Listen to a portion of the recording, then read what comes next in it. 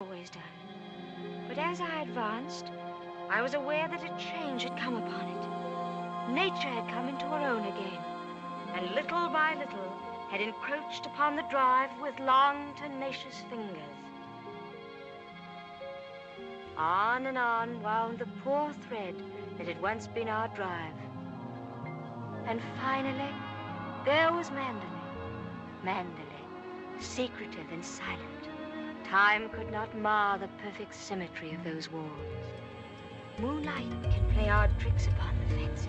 And suddenly it seemed to me that light came from the windows. And then a cloud came upon the moon and hovered an instant like a dark hand before a face. The illusion went with it.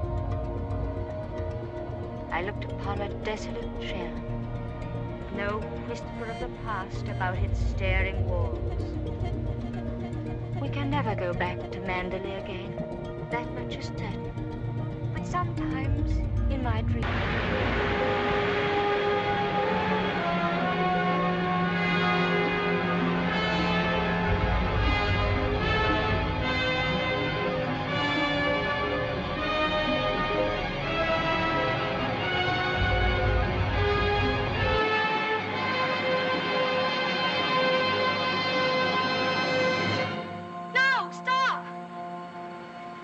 Shouting about? Who are you? What are you staring at? I'm sorry, I didn't mean to stare, but I only thought... Oh, you did it. Well, what are you doing here? I was only walking. Well, get on with your walking. Don't hang about here screaming.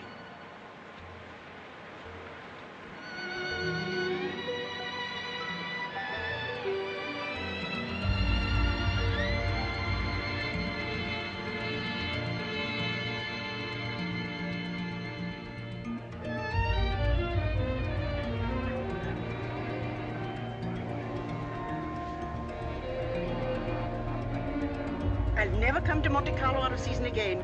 Not a single well-known personality in the hotel. Stone cold. Waiter, garçon, call him. Tell him to get me some...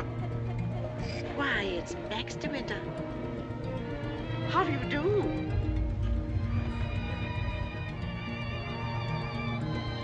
How do you do? I'm Edith Van Hopper. It's so nice to run into you here, just when I was beginning to despair of finding any old friends here in Monte. But do sit down and have some coffee. Mr. de Winter's having some coffee with me. Go and ask the stupid waiter for another cup.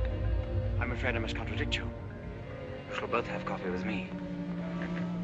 Garçon, let me see. Coffee, please. Cigarette? No, thank you. You know, I recognized you just as soon as you came in, though I haven't seen you since that night at the casino at Palm Beach.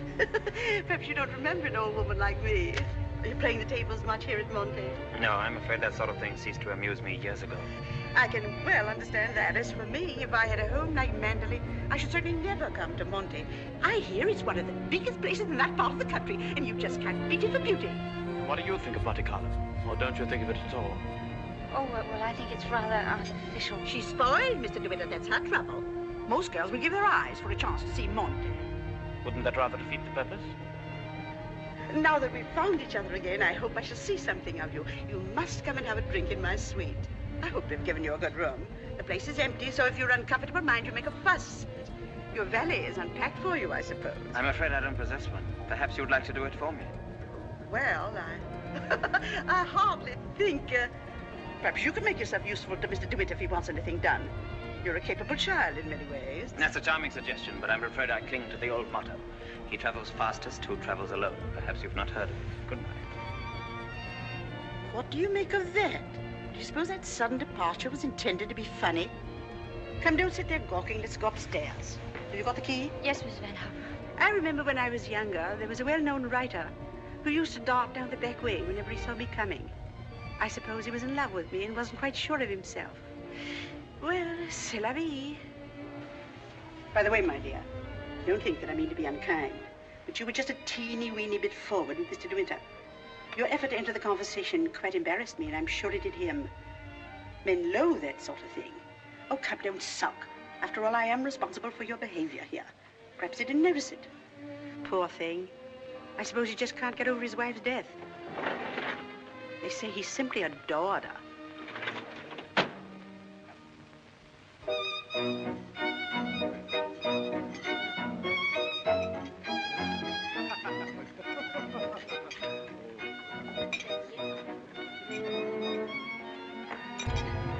Oui.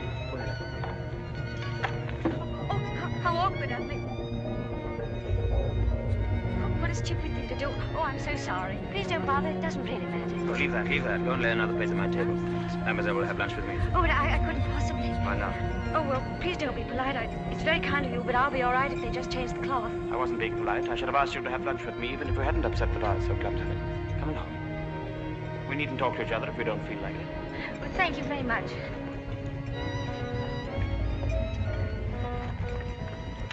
Oh, I'll just have some scrambled eggs. Oui, mademoiselle. What's happened to your friend? Oh, she's ill in bed with a cold. I'm sorry I was so rude to you yesterday. The only excuse I can offer is that I've become boorish through living alone. You weren't really. You simply wanted to be alone and... Tell me, is Mrs. Van Hoffer a friend of yours or just a relation? No, she's my employer. I'm what is known as a paid companion. I didn't know companionship could be bought. I looked up the word companion in the dictionary once. It said, a friend of the bosom. I don't envy you the privilege. Well, she's very kind, really, and I have to earn my living. Haven't you any family? No, my mother died years and years ago, and then there was only my father, and he died last summer. And then I took this job. How rotten for you. Yes, it was rather, because, you see, we got on so well together. You and your father? Yes, he was a lovely person, very unusual. What was he? A painter. Ah, was he a good one? Well, I thought so, but people didn't understand him. Yes, that's often the trouble. He painted trees. At least it was one tree. You mean he painted the same tree over and over again? Yes, you see, he had a theory that if you should find one perfect thing or place or person, you should stick to it. Do you think that's very silly? Not at all. I'm a firm believer in that myself. And what did you find to do with yourself while he was painting his tree? Well, I sat with him and I sketched a little. I don't do it very well, though. Oh, you're going sketching this afternoon? Yes. Where? I haven't made up my mind. I'll drive you somewhere in the car. Oh, no, please, I didn't mean... Oh, nonsense. Finish up that mess and we'll get along. Thank you, it's very kind of you, but I'm not very hungry. Oh, come on, eat it up like a good girl.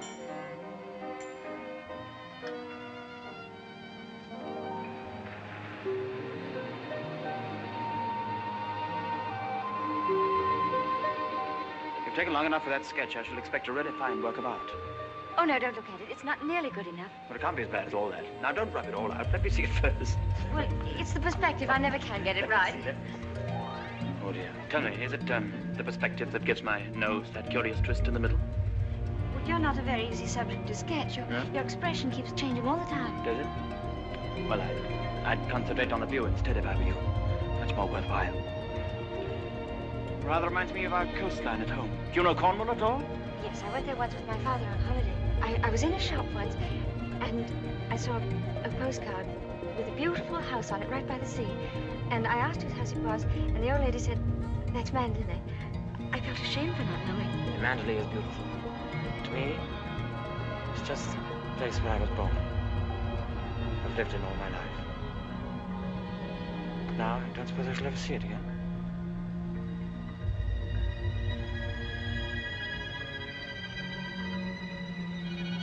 We're lucky not to be home during the bad weather, aren't we?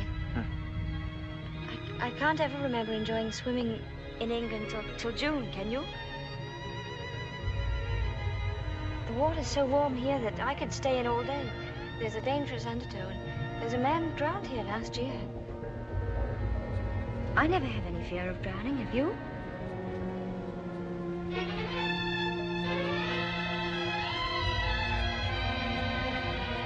Come, I'll take you home.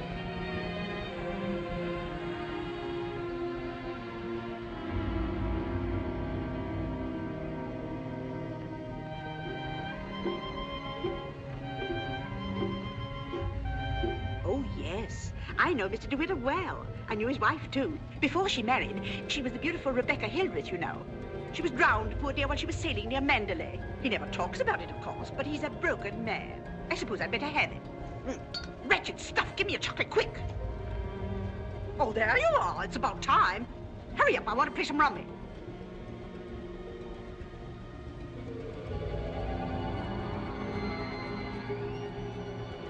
She was the beautiful Rebecca Hildreth, you know. They say he simply adored her. She was the beautiful Rebecca Hildreth, you know.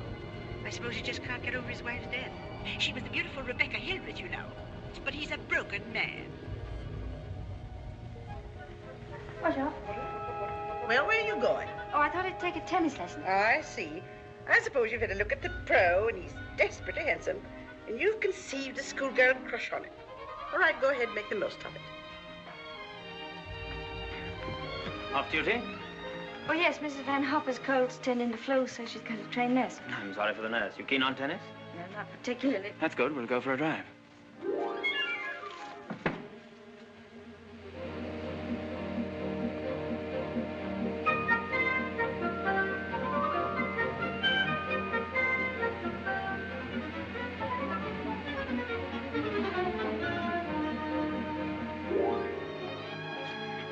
Good afternoon, Mrs. Van Hopper. How are you feeling? You got on rather well with him, didn't you? That pro must have been teaching you other things than tennis. Hurry up, I want you to make some calls. Wonder if Mr. de Winter is still in the hotel.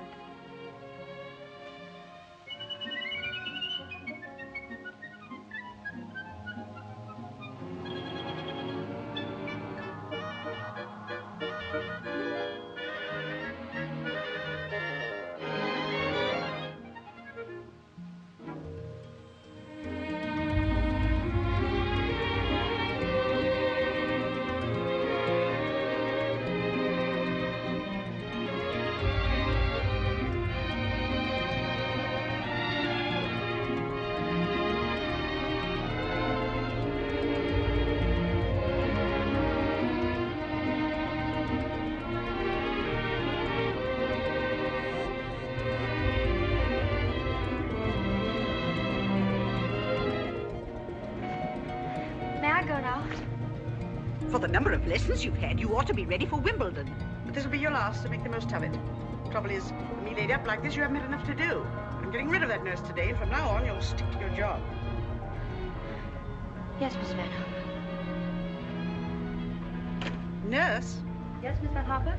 Are you absolutely sure you left those messages for Mr. de Winter? Well, yes, madame. I simply can't believe it. He would most certainly have called me back. Oh, well, poor boy. I simply hate to see him so alone.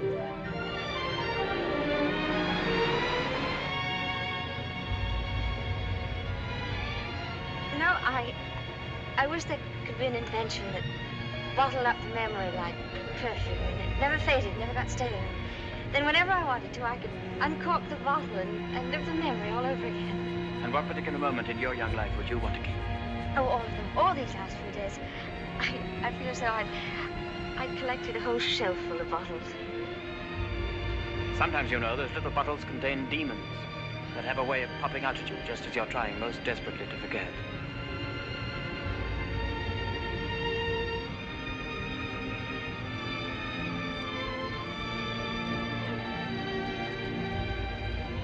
Stop biting your nails. Oh, I wish I were a woman of 36, dressed in black satin with a string of pearls. You wouldn't be here with me if you were. Would you please tell me, Mr. de Winter, why you asked me to come out with you?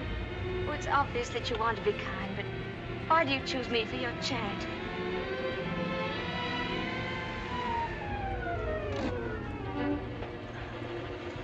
I asked you to come out with me because I wanted your company. You've blotted out the past for me more than all the bright lights of Monte Carlo. But if you think I just asked you out of kindness or charity, you can leave the car now and find your own way home. Go on, open the door and get out.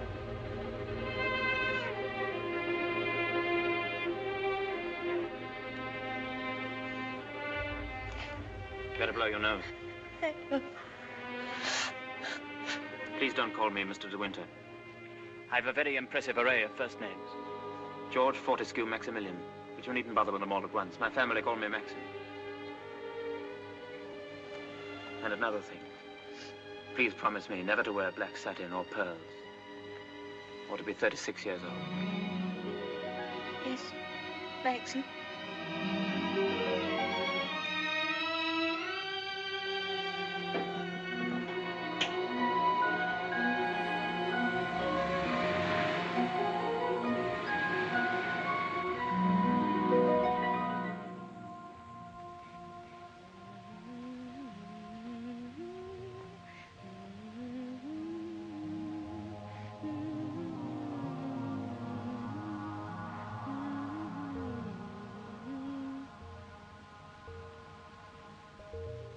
for the love of Pete. Come here.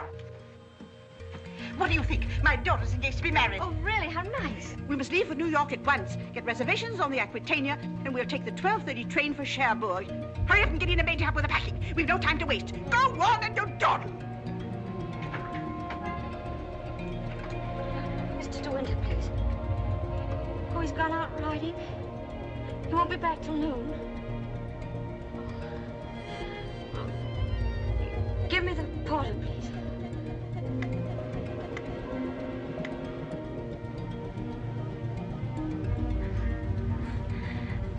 I'll go and see if there's anything left in my room.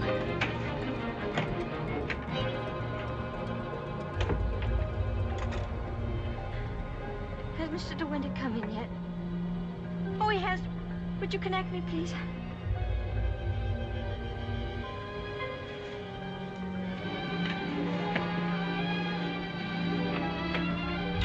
Oh, I was looking for my book. I suppose I packed it. Well, come on. The car's waiting at the door.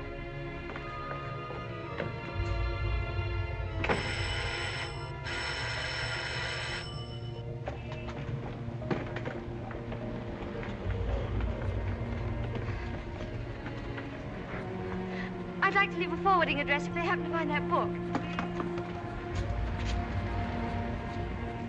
Would you ring Mr. De Winter, please? Yes, madame. 182.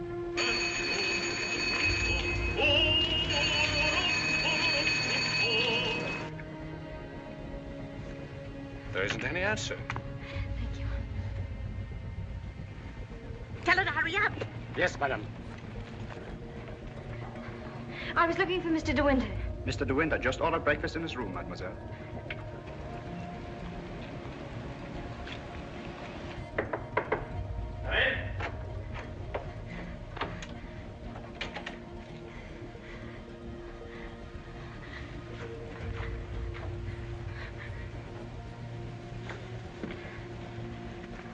Hello. What are you doing here? Anything the matter? I've come to say goodbye. We're going away. What on earth are you talking about? It's true, we're going now, and I was afraid I wouldn't see you again.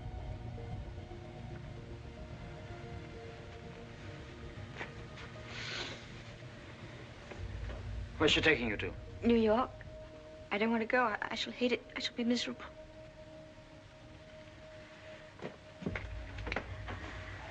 I'll dress in here. I shan't be long. Which would you prefer? New York or Mandalay? Oh, please don't joke about it. Mrs. Van Hopper's waiting, and I'd better say goodbye now. I repeat what I said. Either you go to America with Mrs. Van Hopper, or you come home to Mandalay with me. You mean you want a secretary or something? I'm asking you to marry me, you little fool.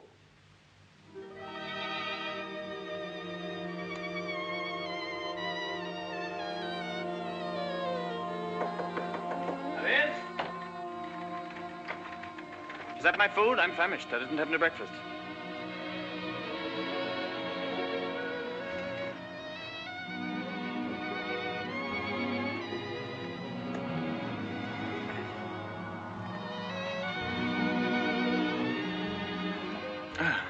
My suggestion didn't seem to go at all well. Sorry. Oh, but you don't understand. It's that well, I'm not the sort of person men marry. What on earth do you mean? I don't belong in your sort of world, for one thing. Well, what is my sort of work? Oh, well, Mandalay, you know what I mean. Well, I'm the best judge of whether you belong there or not. Of course, if you don't love me, that's a different thing. Fine blow to my conceit, that's all. Oh, I do love you. I love you most dreadfully. I've been crying all morning because I thought I'd never see you again. Bless you for that. I'll remind you of this one day. You won't believe me. It's a pity you have to grow up. Oh, now that's settled. You may pour me out some coffee. 2 lumps of sugar and some milk, please. Same with my tea, don't forget. Who's going to break the news to Mrs. Van Hopper? Shall you or shall I? Oh, you tell her. She'll be so angry. What's the number of her room? Oh, she's not there. She's downstairs in the car. Hello? Give me the date, please. Hello? You'll find Mrs. Van Hopper waiting outside in her car. Would you ask her with my compliments if she'd very kind to come up and see me in my room? Yes, in my room. Mr. de Winter says, please, for you to come up to his room. Mr. de Winter? Why, certainly.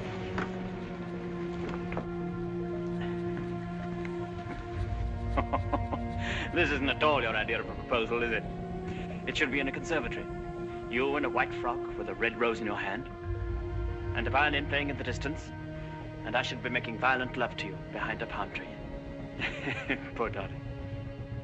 Never mind. Oh, I don't mind. Don't worry, don't worry. You won't have to say a word. I'm so glad you called me, Mr. de Winter. I was making a hasty departure. It was so rude of me not to let you know. But a cable came this morning announcing that my daughter is engaged to be married. That's rather a coincidence, Mrs. Van Hopper. I asked you up here in order to tell you of my engagement. You don't mean it? Oh, how perfectly wonderful. How romantic.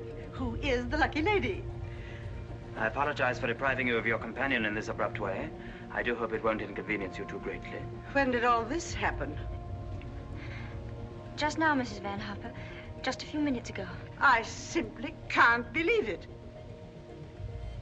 And I suppose I ought to scold you for not having breathed a word of all of this to me. What am I thinking of? I shall give you both my congratulations and my blessings. I'm very happy for you both. When and where is the wedding to be? Here, as soon as possible. A whirlwind romance. Splendid. I could easily postpone my sailing for a week. This poor child has no mother, so I shall take responsibility for all the arrangements. Trousseau, reception, and everything, and I'll give the bride away. When I luggage, go down and tell the porter to take everything out of the car. Just a minute. We're most grateful, Mrs. Van Hopper, but I think we'd both prefer to have it all as quiet as possible. And I couldn't possibly allow you to change your sailing plans. Oh, but... No. Dear, I'll go down and see that your luggage is brought back. Thank you, Maxim. So this is what's been happening during my illness. Tennis lessons, my foot. I suppose I have to hand it to you for a fast worker. How did you manage it? Still waters certainly run deep. Tell me, have you been doing anything you shouldn't? I don't know what you mean. Oh, well, never mind. I always did say that Englishmen have strange tastes. But you certainly have your work cut out as mistress of Manderley. To be perfectly frank with you, my dear, I can't see you doing it. You haven't the experience. You haven't the faintest idea of what it means to be a great lady. Of course, you know why he's marrying you, don't you? You haven't flattered yourself that he's in love with you. Fact is, that empty house got on his nerves to such an extent, he nearly went off his head. He just couldn't go on living alone. You better leave, Mrs. Van Hopper. You'll miss your train.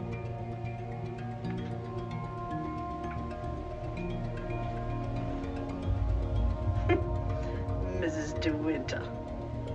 Goodbye, my dear, and good luck.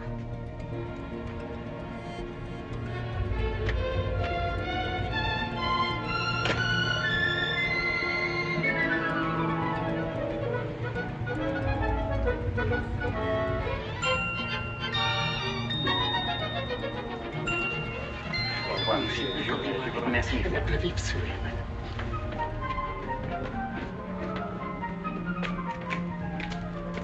Monsieur, vous avez oublié votre carnet de mariage. Oh, he says I've forgotten the proof that we're married. Oh, good heavens.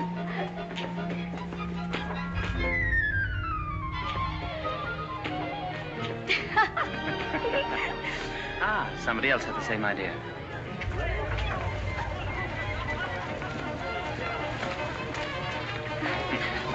Isn't she sweet? Yeah. You'd have liked a bridal veil, wouldn't you? Or at least... Madame, combien ça me fait? Ah, tu le fais. Yes. Oh, Max, how lovely. Oh, how perfectly lovely. Oh, perfectly lovely.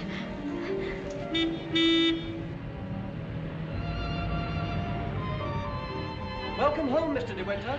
Thank you, Smith.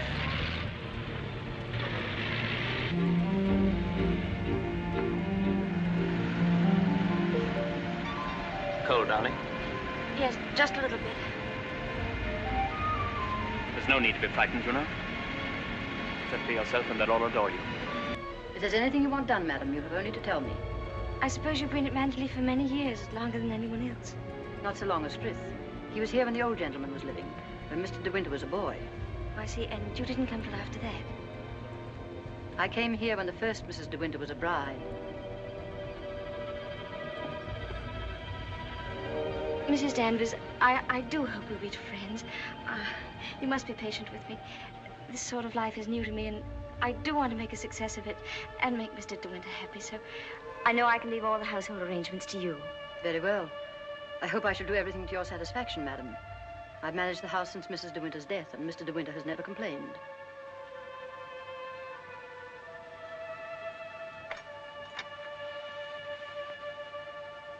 I think I'll go downstairs now.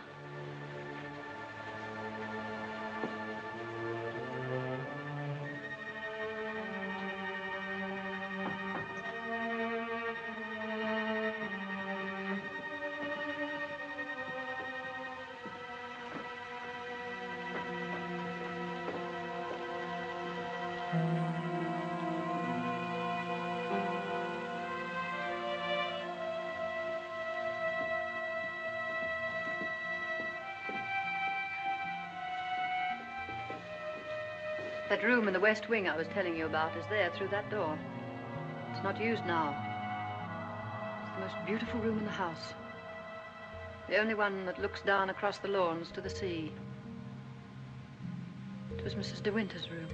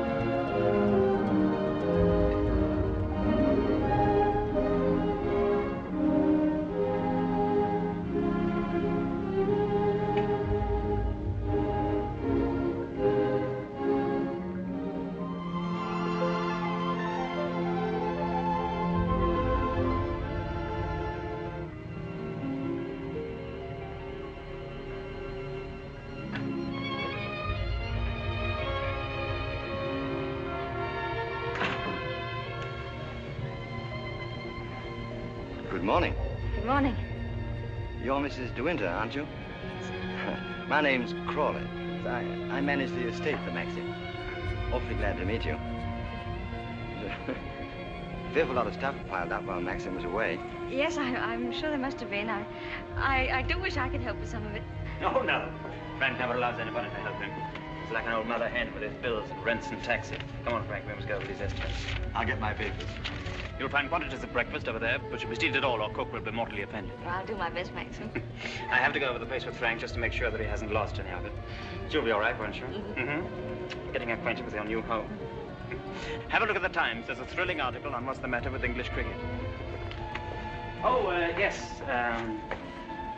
My sister Beatrice and her husband, Giles Lacey, have invited themselves over for lunch. Today? Yes. I suppose the old girl can't wait to look you over. You'll find her very direct. If she doesn't like you, she'll probably tell you so to your face. Don't worry, darling. I'll be back in time to protect you from her. Goodbye, darling. Goodbye, Maxim. Goodbye. Goodbye.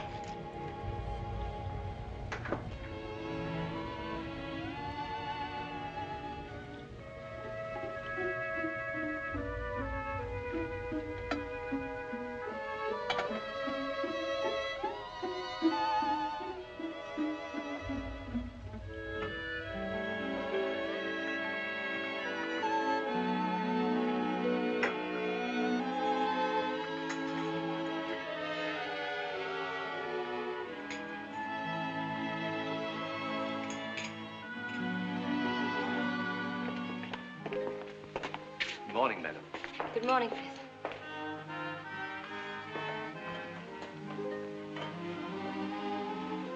Isn't there anything I could get for you, madam? Oh, no, thank you, Frith. I'm really not very hungry. Thank you. The paper, madam. Oh, yes, thank you,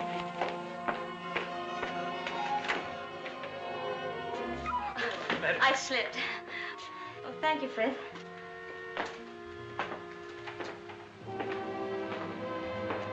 It's big, isn't it? Yes, madam. Mandalay is a big place. This was the banquet hall in the old days. is still used on great occasions, such as a big dinner or a ball. And the public is admitted here, you know, once a week. That's nice.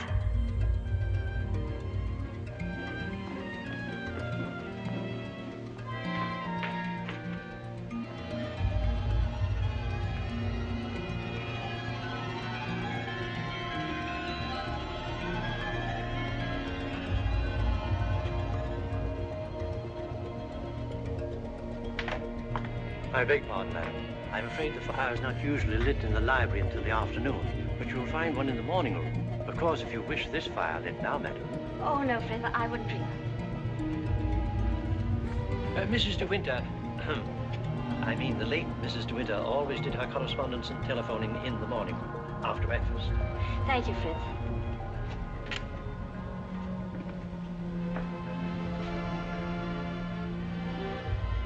Is anything wrong, madam? Oh, no. Which way is the morning room? Oh, it's that door there, on the left. Oh, yes, thank you.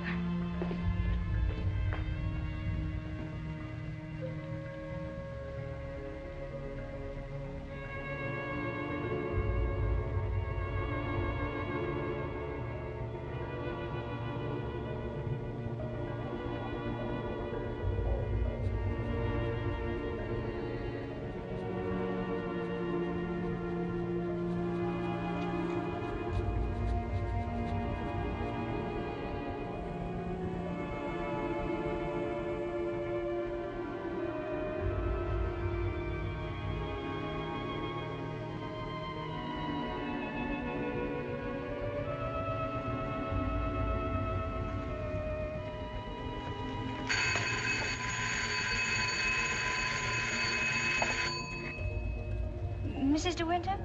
Oh, I'm afraid you've made a mistake. Mrs. de Winter's been dead for over a year. Oh, I mean...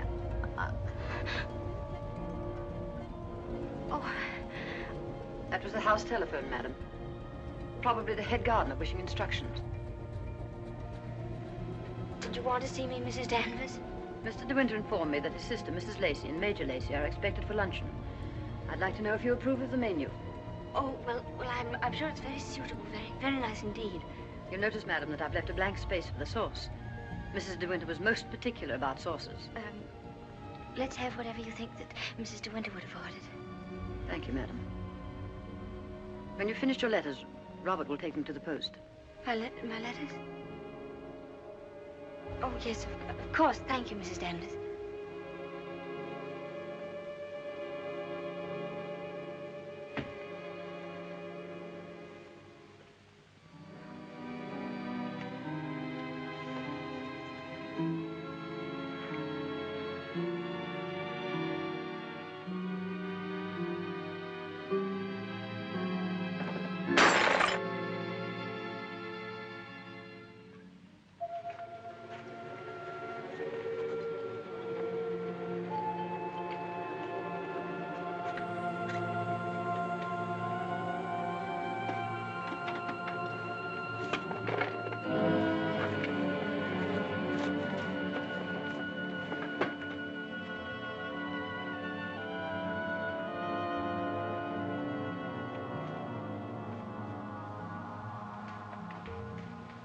How are you, Fifth? Good morning, Mrs. Lacey. Where's Mr. de Winter? I believe he went down to the farm with Mr. Crawley. How tiresome of him not to be here when we arrive. How typical.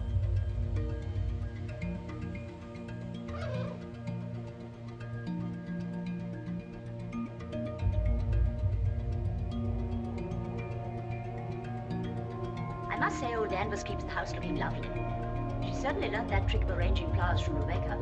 I wonder how she likes it now, being ordered about by an ex-chorus girl. Now, where on earth did you get the idea she's an ex-chorus girl? He picked her up in the south of France, didn't he? What if he did? Well, I mean to say, there you are.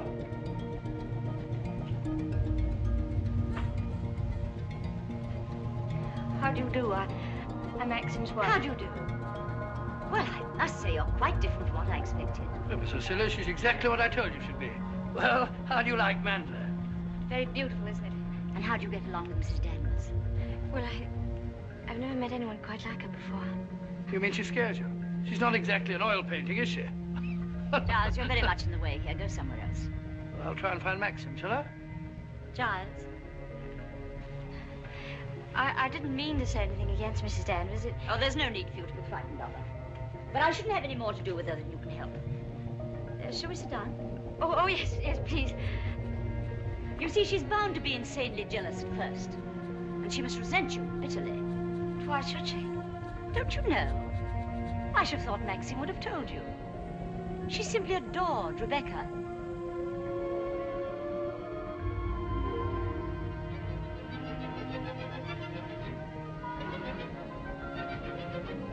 How are you, Robert? Quite well, thank you, madam. Still having trouble with your teeth? Unfortunately, yes, madam. You should have them out. All of them. Wretched nuisances, teeth. Thank you, madam. Ooh, the plateful. Do you hunt? No, I don't. I'm afraid I don't even ride. Oh, have to ride down here. We all do. Which do you ride, side saddle or astride? Well, of course, I forgot you don't, do you? You must. Nothing else to do down here. Maxim, when are you going to have parties here again, like the old days? Oh, I haven't thought about it. But everyone's dying to see you, and... Yes, I bet they are. Why don't you have the masquerade ball again this summer? My dear, you fond of dancing? Well, I love it, but I'm not very good at it. Do you rumble? I've never tried. You must teach me. I say, but I'm trying to find out exactly what your wife does do. She sketches a little. Sketches? Well, not this modern stuff. I hope you know, portrait of a lampshade upside down to represent a soul in torment. Don't sail, do you? No, I don't. Thank goodness for that. Huh?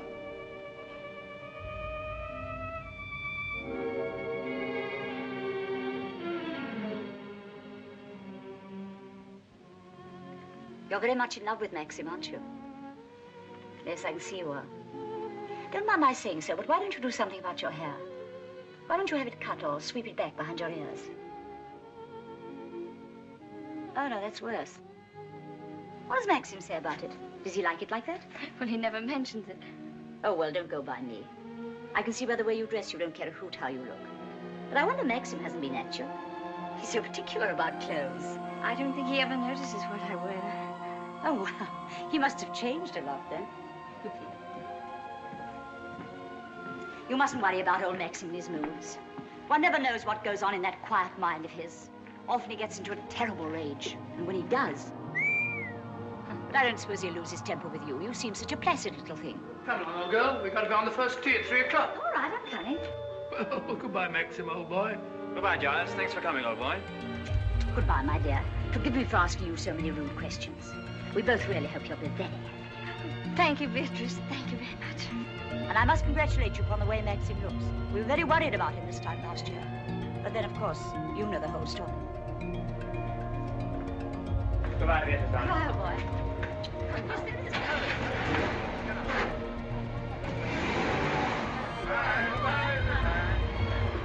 Well, thank heavens they've gone. Now we can have a walk about the place. Looks as though we might have a shower, but you won't mind that, do you? No, but wait a minute. I'll go upstairs and get a coat. There's a heap of Macintoshes in the flower room. Robert, run and get a coat from the flower room for Mrs. de Winter, will you? What do you think of Beatrice? Oh, I liked her very much, but she kept saying that I was quite different from what she expected. What the devil did she expect? Oh, someone smarter and more sophisticated, I'm afraid. Oh. Do you like my hair? Her hair? Yes, of course I do. What's the matter with it?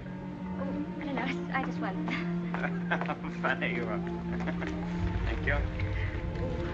Do I have to put it on? Yes, certainly, certainly, certainly. Can't be too careful with children. Come on, Jasper, come and take some of that fat off.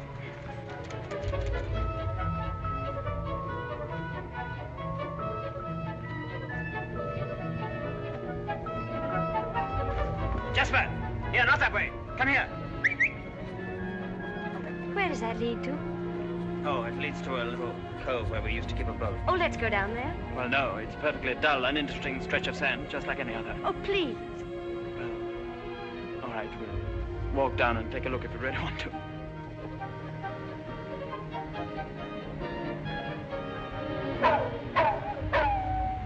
That's Jasper. There must be something wrong. Perhaps he's hurt himself. No, he's all right. Leave him alone. Don't you think I better go and see? Don't bother about him, I tell you. He can't come to any harm. He'll find his own way back.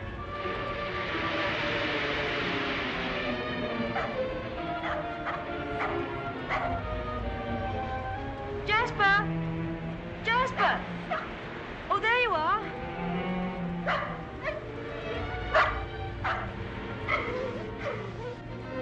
What do you want in there, Jasper? Come on. Let's go home. Jasper!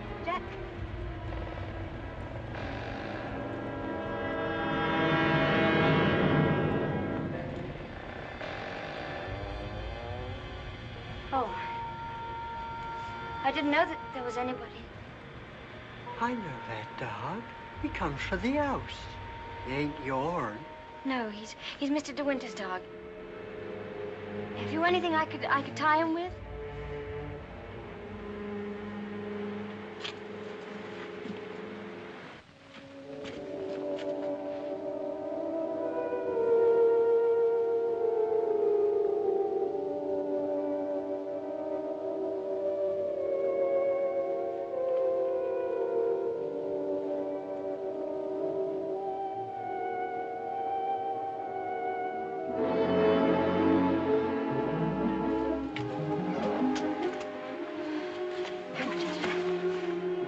Anyone you saw me in there, will you?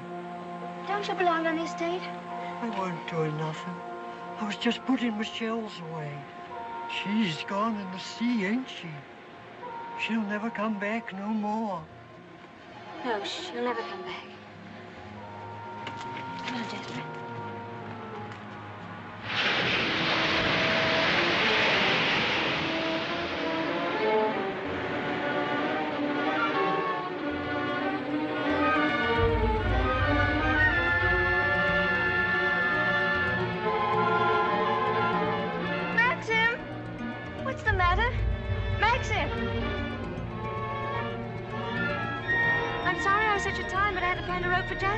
Hurry up, Jasper, for heaven's sake.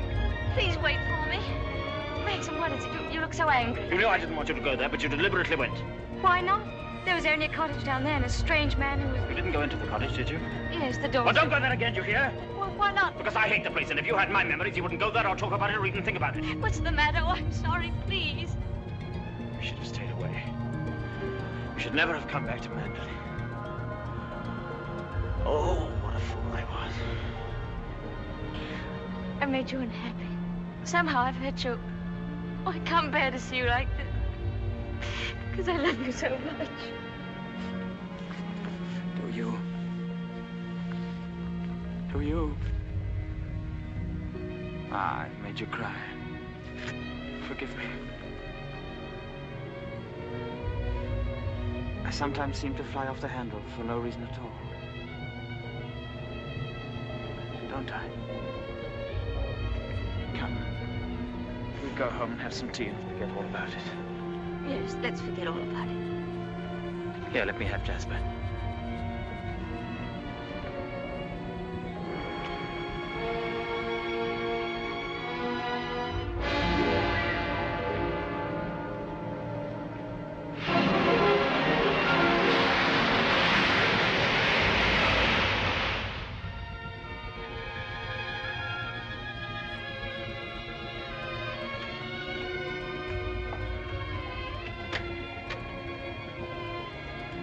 Come in. Oh, please don't get up, Mr. Crawley. I was just wondering if you meant what you said the other day about showing me the run of things. Of course I did. What are you doing now? Notifying all the tenants in the celebration of Maxim's return with his bride. This week's rent will be free. Oh, was that Maxim's idea? Oh, yes. All the servants get an extra week's wages, too. Oh, he didn't tell me. Can't I help you? I could at least take the stamps. Well, that's terribly nice of you. Won't you sit down? Oh, yes, thank you.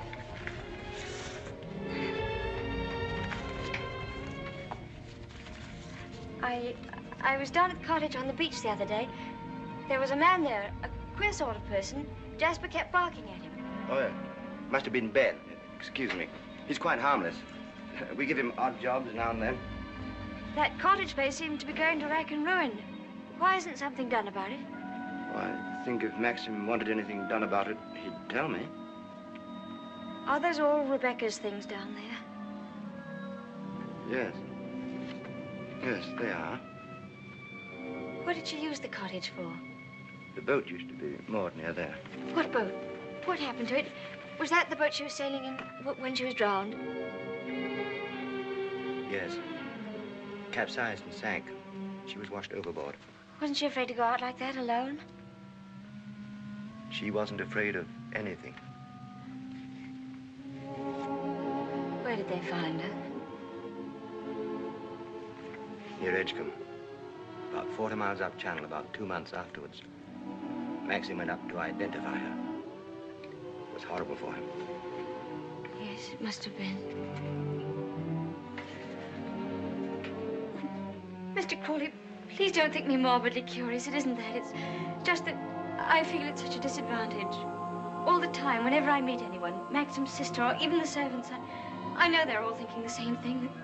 They're all comparing me with her, with Rebecca. Oh, you mustn't think that. I can't tell you how glad I am that you've married Maxim. It's going to make all the difference to his life. And from my point of view, it's very refreshing to find someone like yourself who's not entirely in tune, shall we say, with Manderley. That's very sweet of you.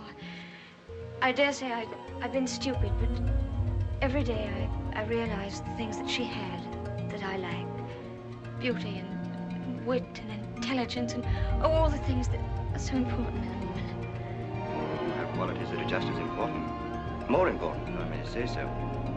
Kindness and sincerity and, if you'll forgive me, modesty mean more to a husband than all the wit and beauty in the world. We none of us want to live in the past. Maxim least of all. It's up to you, you know, to lead us away from it. I promise you I won't bring this up again, but before we end this conversation, would you answer just one more question? If it's something I'm able to answer, I'll do my best. Tell me, what was Rebecca really like?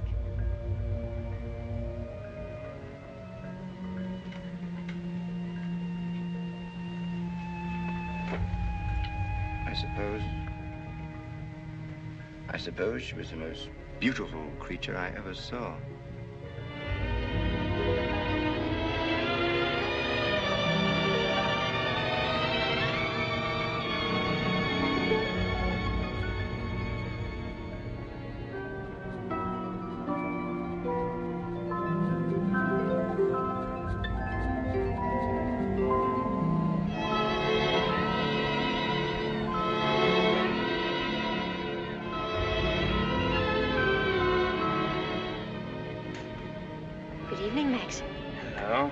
Of the honeymoon have arrived at last.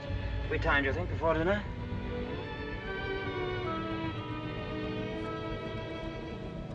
What on earth have you done to yourself? Oh, nothing. I just ordered a new dress from London. I hope you don't mind. Oh, no. Well, do you think there's something right for you? Doesn't seem your type at all. Oh, I thought you'd like it.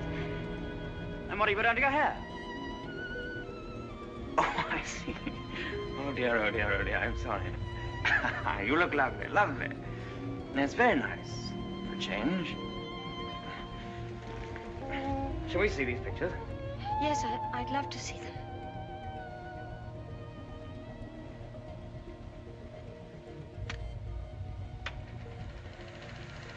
Ah, look now. Oh, look at that. Wasn't it wonderful, darling? Can't we go back there someday? Yes, of course, of course. Ah, look at you. Won't our grandchildren be delighted when they see how lovely you were? Oh, look at you. Yes. Oh, I see. Oh, I like that. Look at that. That's very nice. Oh, remember that. Yes. Oh, I wish our honeymoon could have lasted forever, Maxim. Oh, dash it, look. Oh, hang it. Threaded it up wrong, as usual, or something. Yes, Frith, what is it? Excuse me, sir. May I have a word with you? Yes. Come in. It's about Robert, sir. There's been a slight unpleasantness between him and Mrs. Danvers. Oh, dear. Robert is very upset. Oh, this is trouble. What is it? It appears that Mrs. Danvers has accused Robert of stealing a valuable ornament from the morning room. Robert denies the accusation most emphatically, sir. What was the thing, anyway? China Cupid, sir. Oh, dear, that's one of our treasures, isn't it? Well, tell Mrs. Danvers to get to the bottom of it somehow, and tell her I'm sure it wasn't Robert. Very good, sir. Why do they come to me with these things? That's your job, sweetheart. Maxim, I wanted to tell you, but, well, I forgot. The fact is, I broke the China Cupid. You broke it? Now, why on earth didn't you say something about it when Frith was here? I don't know. I didn't like to. I was afraid he'd think me a fool. Well, he'd think you much more of a fool now. You'll have to explain to him and Mrs. Danvers. Oh, no, Maxim, you do it. I'll go upstairs. Don't be such a little idiot, darling. Anybody would think you were afraid of them. It's all a mistake, Mrs. Danvers. Apparently, Mrs. de Winter broke the Cupid herself and forgot to say anything about it. I'm so sorry. I never thought that I'd get Robert into trouble. Is it possible to repair the ornament, madam? No, I'm afraid it isn't. smashed into pieces. What did you do with the pieces? Well, I put them at the back of one of the drawers on the writing desk. Well, it looks as though Mrs. de Winter were afraid you were going to put her in prison, doesn't it, Mrs. Danvers? Well, never mind. Do what you can to find the pieces, see if they can be mended, and above all, tell Robert to dry his tears. I shall apologize to Robert, of course. Perhaps if such a thing happens again, Mrs. de Winter will tell me personally. Yes, all right. Thank you, Mrs. Danvers.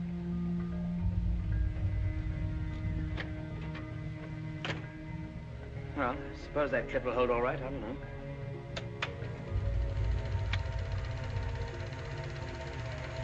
I'm awfully sorry, darling. It was very careless of me. Mrs. Danvers must be furious with me. Oh, hang Mrs. Danvers. Why on earth should you be frightened of her? You behave more like a upstairs maid or something, like the mistress of the house at all. Yes, I know I do. But I feel so uncomfortable. I try my best every day, but it's very difficult with people looking me up and down as if I were a prize cow. Well, what does it matter if they do? You must remember that life at Mandel is the only thing that interests anybody down here. What a slap in the eye I must have been to them then. I suppose that's why you married me. Because you knew I was dull and gauche and inexperienced. Could never be any gossip about me. Gossip? What do you mean? I don't know. I just said it for something to say. Don't look at me like that. Maxim, what's the matter? What have I said?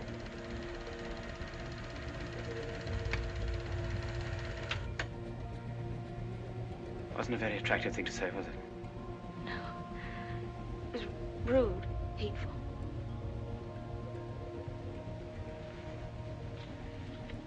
I wonder if I did a very selfish thing in marrying you. How do you mean? I'm not much of a companion to you, am I? You don't get much fun, do you? You ought to have married a boy. Someone of your own age. Maxim, why do you say this? Of course we're companions. Are we? I don't know. I'm very difficult to live with.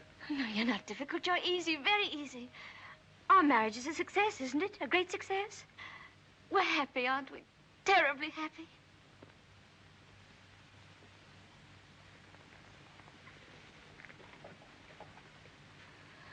If you don't think we are happy, it would be much better if you didn't pretend. I'll go away. Why don't you answer me? How can I answer you when I don't know the answer myself? If you say we're happy, let's leave it at that. Happiness is something I know nothing about.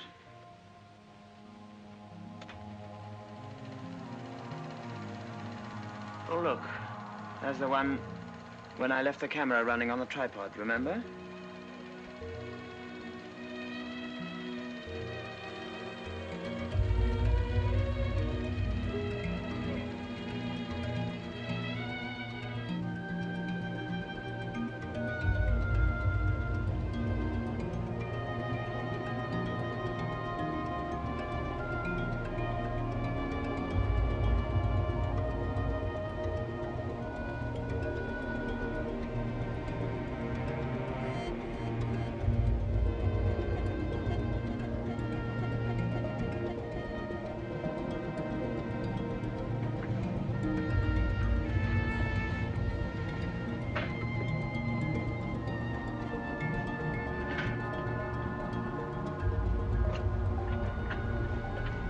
Pardon me, madam. Is there anything I can do for you?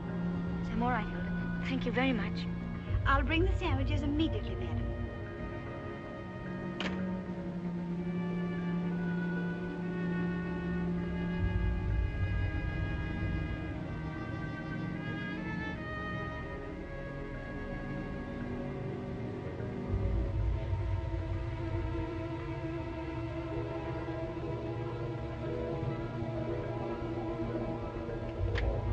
Hilda. Yes, madam? The West Wing. Nobody ever uses it anymore, do they? No, madam. Not since the death of Mrs. de Winter.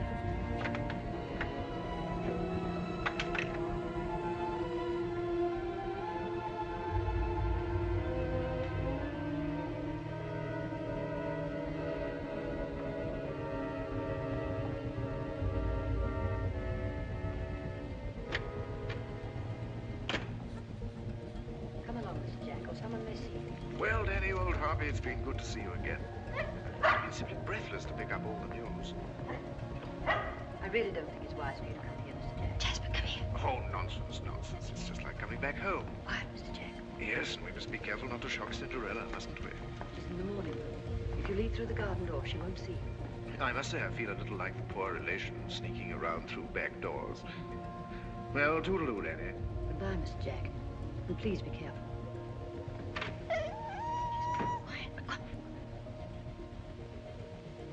Looking for me? Oh, I didn't make you jump, did I? No, of course not. I didn't quite know who it was. Yes. You're pleased to see me, aren't you, old boy? I'm glad there's someone in the family to welcome me back to Manderley. And, how is dear old Max? Very well, thank you. I hear he went up to London, left his little bride all alone. It's too bad. Isn't he rather afraid that somebody might come down and carry you off? Danny, all your precautions were in vain. The mistress of the house was hiding behind the door. Oh, what about presenting me to the bride? This is Mr. Favell, madam. How do you do? How do you do? Won't you have some tea or something? Well, now, isn't that a charming invitation? I've been asked to stay to tea, Danny, and I have a good mind to accept. Oh, well, perhaps you're right. Pity, just we're getting on so nicely. We mustn't lead the young bride astray, must we, Jasper? Goodbye. It's been fun meeting you. Oh, and by the way, it would be very decent of you if you didn't mention this little visit to your revered husband. He doesn't exactly approve of me. Very well. That's very sporting of you. I wish I had a young bride of 3 months waiting for me at home. I'm just a lonely old bachelor. Very well. Oh, and I know what was wrong with that introduction. Danny didn't tell you, did she? I am Rebecca's favorite cousin. Toodaloo.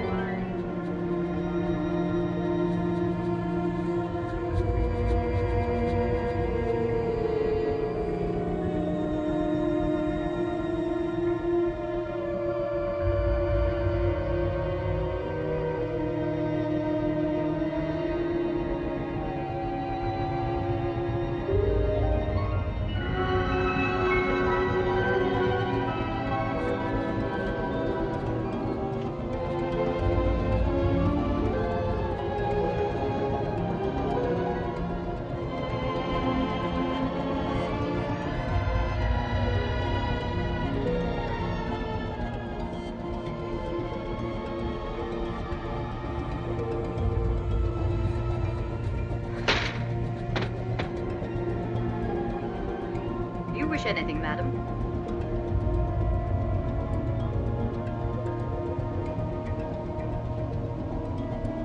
I didn't expect to see you, Mrs. Danvers. I noticed that the window wasn't closed, and I came up to see if I could fasten it. Why did you say that? I closed it before I left the room. You opened it yourself, didn't you?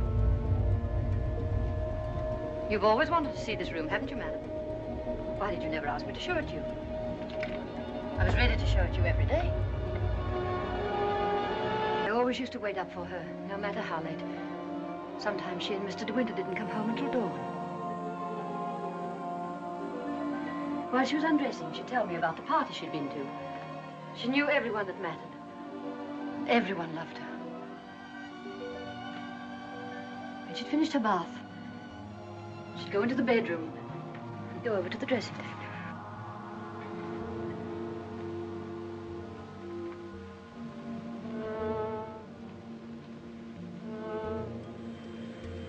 Oh, you've moved her brush, haven't you?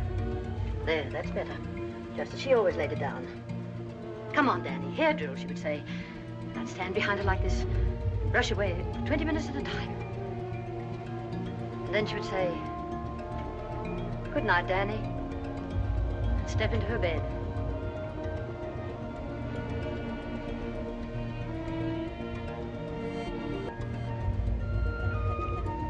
You don't know what it would mean, you know.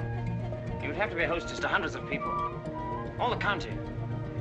And a lot of young people would come up from London and turn the house into a nightclub. Oh, yes, but I want to. Oh, please. I've never been to a large party, but I could learn what to do. And I promise you, you wouldn't be ashamed of me.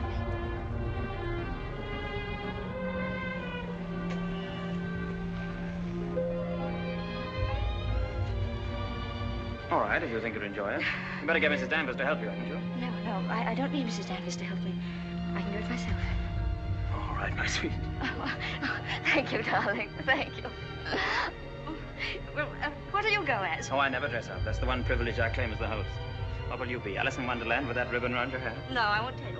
I'll design a costume all by myself and give you the surprise of your life.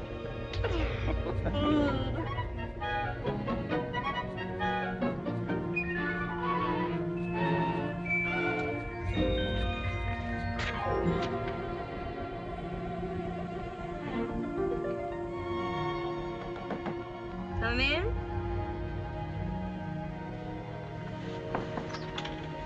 Robert found these sketches in the library, madam.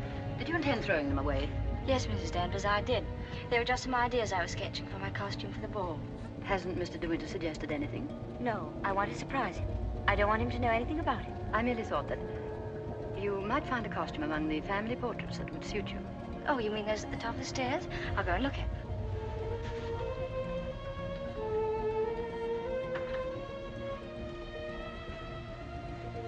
This one, for instance, might have been designed for you. I'm sure you could have it copied. I've heard Mr. de Winter say that this is his favorite of all the paintings. It's Lady Caroline de Winter, one of his ancestors.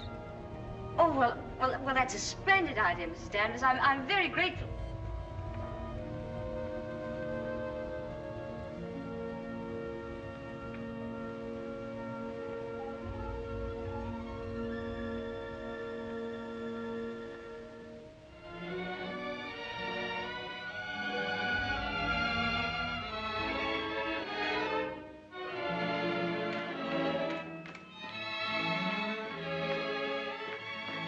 Everything under control, Frith? Yes, thank you. Excuse me, sir. Are you supposed to be a schoolmaster? Oh, no. This is just my old cap and gown. Certainly makes a very nice costume, sir. And economical, too. Yes, that was the idea.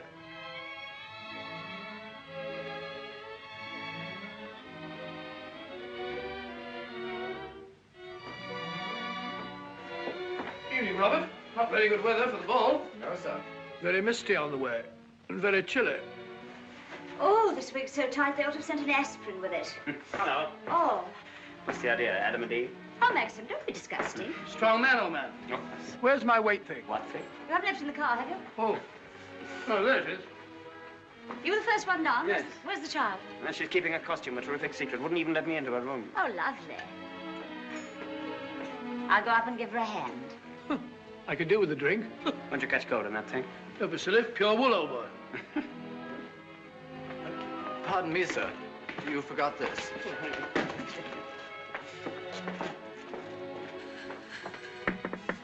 Here I am, dear. It's Bee. I've come to give you a hand. Oh, please don't come in, Beatrice. I don't want anyone to see my costume. Oh. Oh, well, you won't be long, will you? Because the first people will be arriving any moment. Now, you're sure that's where that should be? Yes, madam, it's just right. Oh, isn't it exciting? Indeed it is, madam. I've always heard of the Mandalay Ball, and now I'm really going to see one. Sure, there'll be no one there to touch you, madam. Do you really think so? Now, where's my fan? Now, you're sure I look all right? You look ever so beautiful. Well, here goes.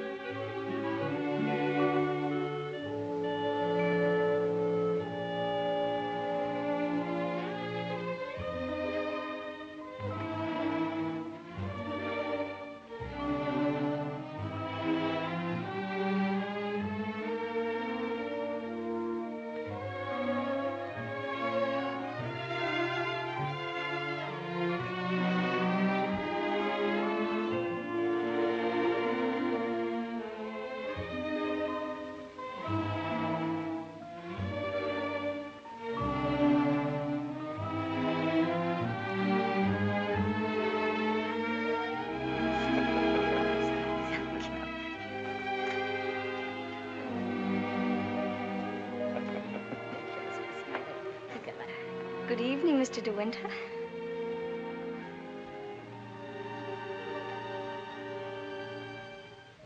What the devil do you think you're doing? But it's the picture, the one in the gallery. What is it? What have I done? Go and take it off. Doesn't matter what you put on, anything will do. What are you standing there for? Didn't you hear what I said? Sir George and Lady Moore. Dudley Tennant, Admiral and Lady Burbank.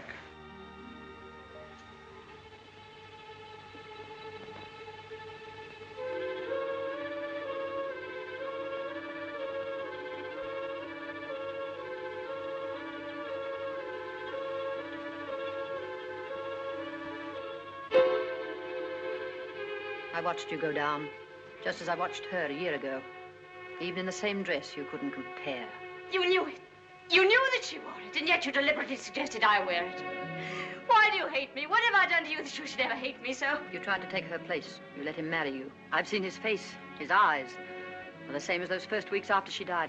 I used to listen to him, walking up and down, all night long, night after night, thinking of her, suffering torture because he'd lost her. I don't want to know. I don't want to know. You thought you could be Mrs. de Winter, live in her house, walk in her steps, take the things that were hers, but she's too strong for you. You can't fight her. No one ever got the better of her. Never, never. She was beaten in the end, but it wasn't a man, it wasn't a woman. It was the sea. Oh, stop it, stop it, oh, stop it.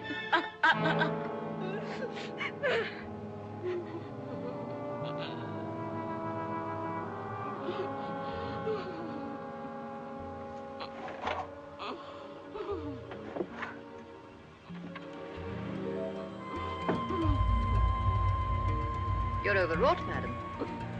I've opened a window for you. A little air will do you good.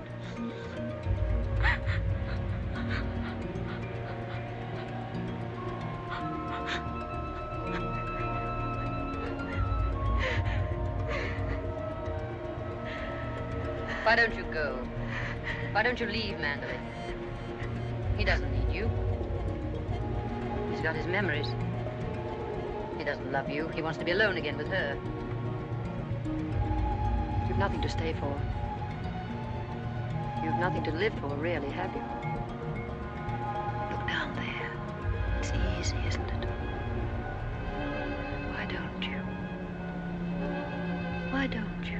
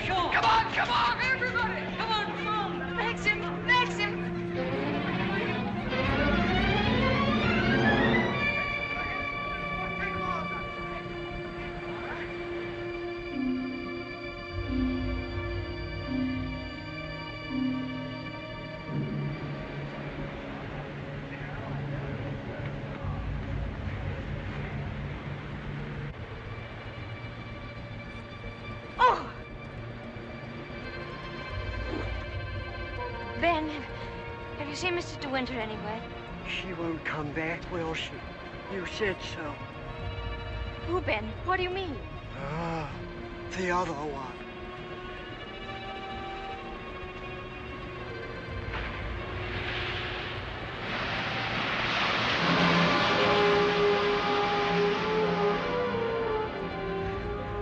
Frank, have you seen Maxim anywhere? Not since about half an hour ago. I thought he'd gone up to the house. No, he hasn't been in the house at all, and I'm afraid something might have happened to him. Frank, what's the matter? Is anything wrong? There is something wrong. Well, the diver who went down to inspect the bottom of the ship came across the hull of another boat. A little sailboat.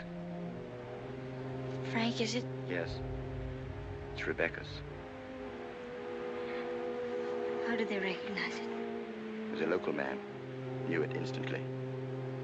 It'll be so hard on poor Maxim. Yes. It's going to bring it all back again. And worse than before.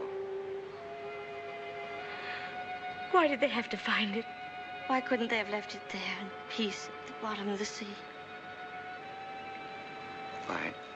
Better get along and arrange some breakfast for the men. All right, Frank, I'll go and look for Max.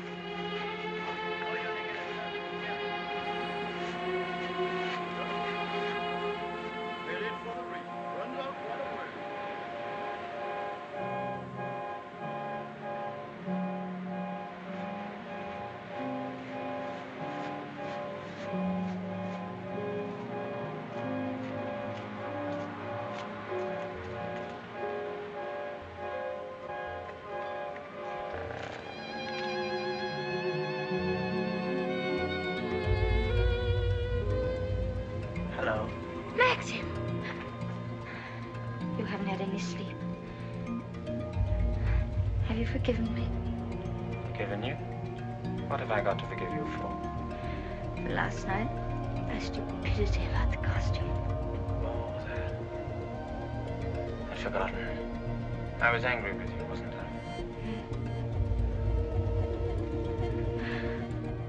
Maxim, can't we start all over again? I don't ask that you should love me. I won't ask impossible things.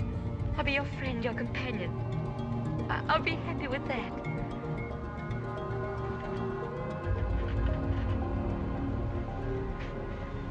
You love me very much, don't you?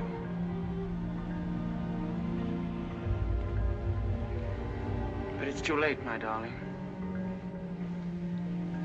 We've lost our little chance of happiness. No, Maxim, no. Yes. It's all over now. The thing's happened. The thing I've dreaded day after day. Night after night. Maxim, what are you trying to tell me? Rebecca has won. Her shadow has been between us all the time, keeping us from one another. She knew that this would happen. What are you saying? They sent a diver down. He found another boat. Yes, I know Frank told me. Rebecca's boat. Oh, it's terrible for you. I'm so sorry. The diver made another discovery. Broke one of the ports and looked into the cabin. There was a body in there. She wasn't alone. There was someone sailing with her. And you have to find out who it was. That's it, isn't it, Maxim? You don't understand. There was no one with her. It's Rebecca's body lying there on the cabin floor. The woman that was washed up at Edgecombe. The woman that is now buried in the family crypt. That was not Rebecca. That was the body of some unknown woman. Unclaimed, belonging nowhere. I identified it, but I knew it wasn't Rebecca. It was all a lie. I knew where Rebecca's body was. Lying on that cabin floor on the bottom of the sea. How did you know, Max? Because I put it there.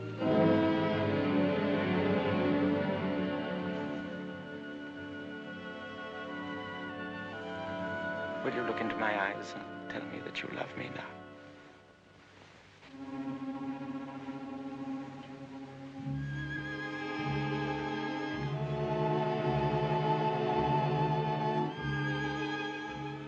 See? I was right. It's too late.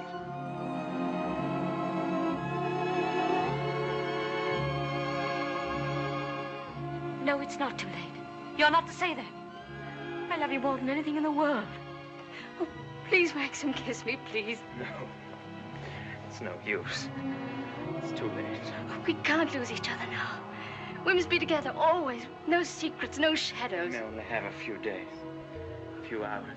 Maxim, why didn't you tell me before? You never did sometimes, but you never seemed close enough. How could we be close when I knew you were always thinking of Rebecca? How could I even ask you to love me when I knew you loved Rebecca still? What are you talking about? What do you mean? Whenever you touched me, I knew you were comparing me with Rebecca. Whenever you looked at me, or spoke to me, or walked with me in the garden, I knew you were thinking it. This I did with Rebecca, and this, and this. Oh, it's true, isn't it? You thought I loved Rebecca? You thought that? I hated her.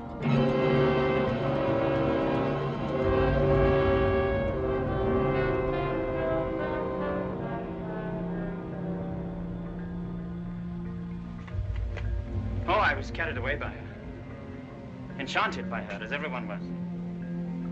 And when I was married, I was told I was the luckiest man in the world. She was so lovely, so accomplished, so amusing. She's got the three things that really matter in a wife, everyone said. Breeding, brains, and beauty.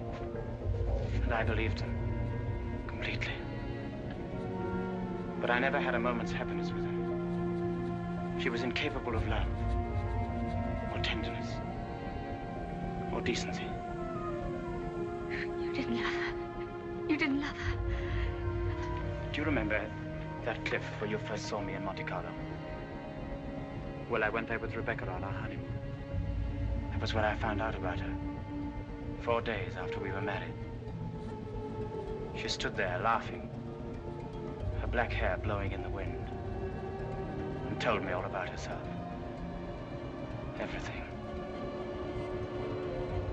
Things I'll never tell a living soul. I wanted to kill her. It would have been so easy. You remember the precipice? I frightened you, didn't I? You thought I was mad. Perhaps I was. Perhaps I am mad. It wouldn't make for sanity, would it? Living with the devil. I'll make a bargain with you, she said. You look rather foolish trying to divorce me now after 4 days of marriage. So I'll play the part of a devoted wife, mistress of your precious Mandalay. I'll make it the most famous showplace in England, if you like. And people will visit us and envy us and say we're the luckiest, happiest couple in the country. What a grand joke it'll be. What a triumph. I should never have accepted her dirty bargain. But I did. I was younger then and tremendously conscious of the family honor. Family honor. She knew that I'd sacrifice everything rather than stand up in a divorce court and give her away, admit that our marriage was a rotten fraud. You despise me, don't you? As I despise myself. You can't understand what my feelings were. Can you? Of course I can, darling. Of course I can. Well, I kept the bargain, and so did she, apparently. Oh, she played the game brilliantly. But after a while, she began to grow careless. She took a flat in London, and she'd stay away for days at a time. Then she started to bring her friends down here. I warned her, but she shrugged her shoulders. What's it got to do with you, she said. She even started on Frank. Poor, faithful Frank. Then there was a cousin of hers, a man named Favell. Yes, I know him. Came the day you went to London. Why didn't you tell me? Didn't like to. I thought it would remind you of Rebecca. Remind me? As if I needed reminding. Favell used to visit her here in this cottage. I found out about it. I warned her that if he came here again, I'd shoot them both. One night, when I found that she'd come back quietly from London, I thought that Favell was with her. And I knew then that I couldn't stand this life of filth and deceit any longer. I decided to come down here and have it out with both of them. But she was alone. She was expecting Favell, but he hadn't come. She was lying on the divan, a large tray of cigarette stubs beside her. She looked ill, queer. Suddenly she got up, started to walk toward me. When I have a child, she said, neither you nor anyone else could ever prove it wasn't yours. You'd like to have an heir, wouldn't you, Max, for your precious Mandalay? And she started to laugh. How funny. How supremely, wonderfully funny. I'll be the perfect mother, just as I've been the perfect wife. No one will ever know. You ought to give you the thrill of your life, Max, to watch my son grow bigger day by day, and to know that when you die, Mandalay will be his? She was face to face with me. One hand in her pocket, the other holding a cigarette. She was smiling. Well, Max, what are you going to do about it? Aren't you going to kill me? I suppose I went mad for a moment. I must have struck her. She stood staring at me. She looked almost triumphant. Then she started toward me again, smiling. Suddenly she stumbled and fell.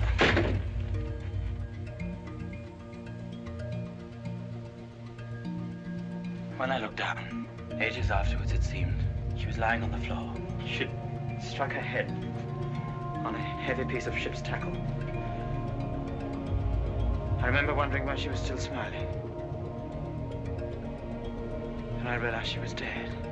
But you didn't kill her. It was an accident. Who would believe me? I lost my head. I just knew I had to do something. Anything. I carried her out to the boat. It was very dark. There was no moon. I put her in the cabin. When the boat seemed a safe distance from the shore, I took a spike and drove it again and again through the planking of the hull. I opened up the sea cocks and the water began to come in fast. I climbed over into the dinghy and pulled away. I saw the boat heel over and sink. I pulled back into the cove. It started raining. Maxim, does anyone else know this? No, no one except you and me. We must explain. It's got to be the body of someone you've never seen before. No, they're bound to know her. Her rings, bracelets she always wore. They'll identify her body. Then they'll remember the other woman. The other woman buried in the crypt. If they find out it was Rebecca, you must simply say that you made a mistake about the other body. That the day you went to Edgecombe, you were ill. You didn't know what you were doing. Rebecca's dead. That's what we've got to remember. Rebecca's dead. She can't speak. She can't bear witness. She can't harm you anymore. We're the only two people in the world that know Maxim, you and I. I told you once that I'd done a very selfish thing in marrying you. You can understand now what I meant. I've loved you, my darling. I shall always love you. But I've known all along that Rebecca would win in the end. No, no. She hasn't won. No matter what happens now, she hasn't won.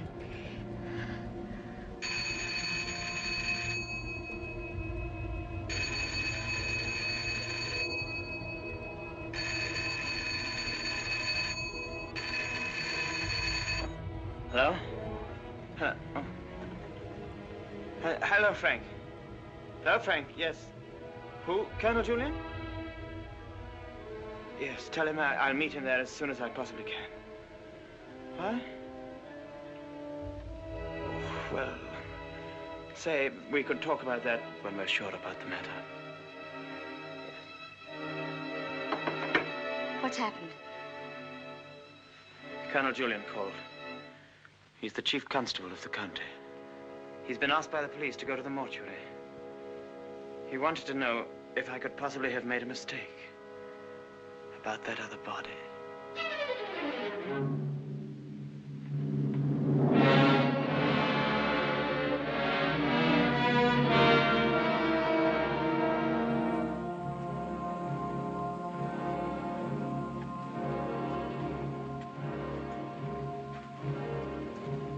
Well, Colonel Julian, apparently I did make a mistake about that other body. The mistake was quite natural under the circumstances. Besides, you went well at the time. That's nonsense. I was perfectly well. Oh, don't let it worry you, Maxim. Nobody can blame you for making a mistake.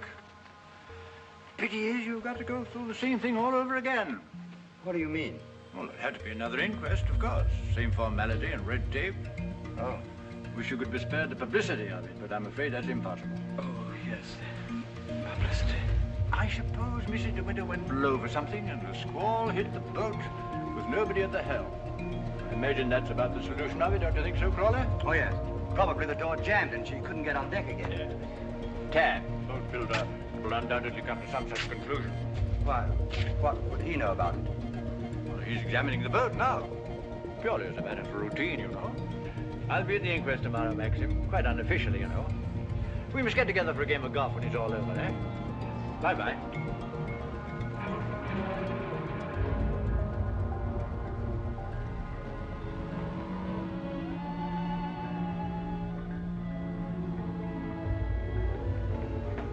I have the evening papers, madam. Would you care to see them? Oh, no, thank you, Frith. And I prefer that Mr. de Winter weren't troubled with them either. I understand, madam. Permit me to say that we're all most distressed outside.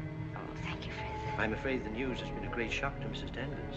Yes, I rather expected it would be. It seems there's to be a coroner's inquest, madam. Yes, Frith, it's purely a formality. Of course, madam. I wanted to say that if any of us might be required to give evidence, I should be only too pleased to do anything that might help the family. Oh, thank you, Frith. Well, I'm sure Mr. de Winter will be very happy to hear it, but I don't think anything will be necessary.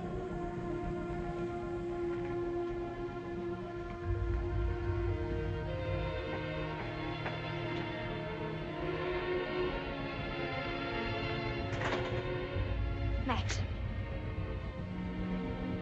Hello, darling. Oh, Maxim, I'm worried about what you'll do at the inquest tomorrow. What do you mean? You won't lose your temper, will you? Promise me that they won't make you angry.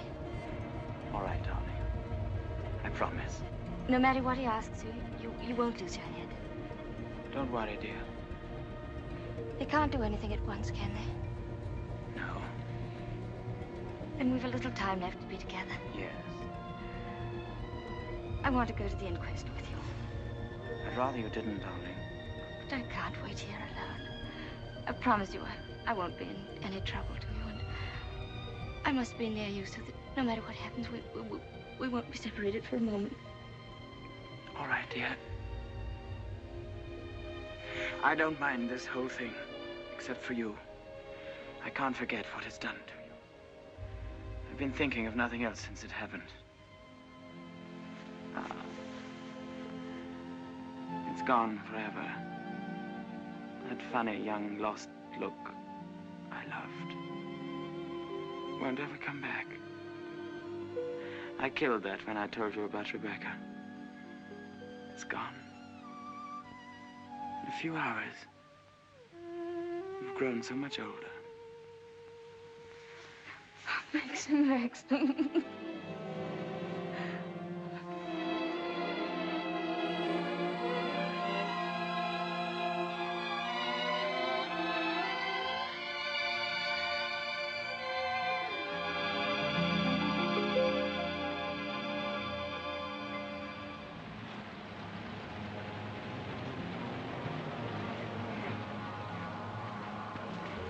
Jack Brady was his name. The most important arrest I ever made. It must have been about 2 years ago now. Of course, there was no doubt about it. He was hung a month after I caught him. Hello, wait a minute. They've got old Balmy Ben up now. You remember the late Mrs. de Winter, don't you? She's gone. Yes, we know that. She went in the sea. The sea got her. That's right, that's right. Now, we want you to tell us whether you were on the shore that last night she went sailing. Eh? Were you on the shore that last night she went out when she didn't come back? I didn't see nothing. I don't want to go to the asylum. Them cruel folks there. Now, nobody's going to send you to the asylum. All we want you to do is to tell us what you saw. I didn't see no. Come. Did you see Mrs. de Winter get into her boat that last night? I don't know nothing. I don't want to go to the asylum. Very well, you may go. Eh? You may go now. Oh, Mr. Tad. Yes, sir. Step forward, please. The evidence you give is all true, the truth. I do. The late Mrs. de Winter used to send her boat to your shipyard for reconditioning. That's right, sir. Can you remember any occasion when she had any sort of accident with the boat? No, sir. I often said Mrs. de Winter was a born sailor. Now, when Mrs. de Winter went below, as is supposed, and a sudden gust of wind came down, that would be enough to capsize the boat, wouldn't it? Excuse me, sir, but there's a little more to it than that. What do you mean, Mr. Tad? I mean, sir, the seacocks. What are the seacocks? Seacock? Oh. The seacocks are the valves to drain out the boat. And they're always kept tight closed when you're afloat. Yes? Well, yesterday, when I examined that boat, I found they'd been open. Well, what could be the reason for that? Just this. That's what flooded the boat and sunk her. Are you implying? That boat never capsized at all. I know it's a terrible thing to say, sir, but in my opinion, she was scuttled. And there's them holes. What holes? In her planking. What are you talking about? Of course, that boat's been underwater for over a year. And tide's been knocking her against the ridge. But it seemed to me, them holes looked as if she'd made them from the inside. Then you believe she must have done it deliberately? Couldn't have been no accident. Not with her knowledge of boats. You knew the former Mrs. de Winter very well, I believe. Oh, yes. Would you believe her capable of suicide? No, frankly, I would not. You never can tell. You may stand down, Mr. Tabb. Mr. de Winter, please.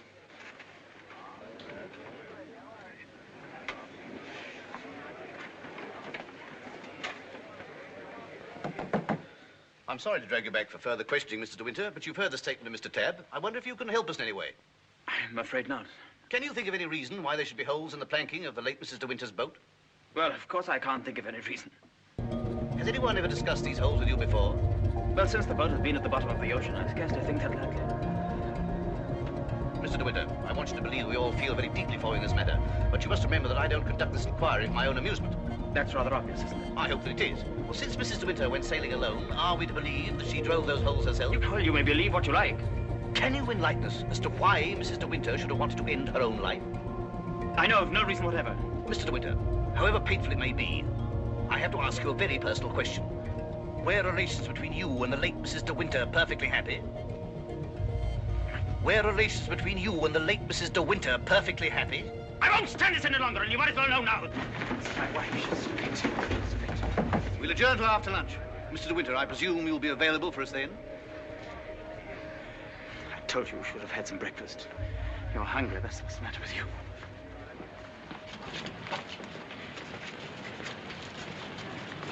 Mr. Frith thought you might like to have some lunch from the house and sent me with it. Oh, that's fine, man. And can you pull around the corner? Very good, sir.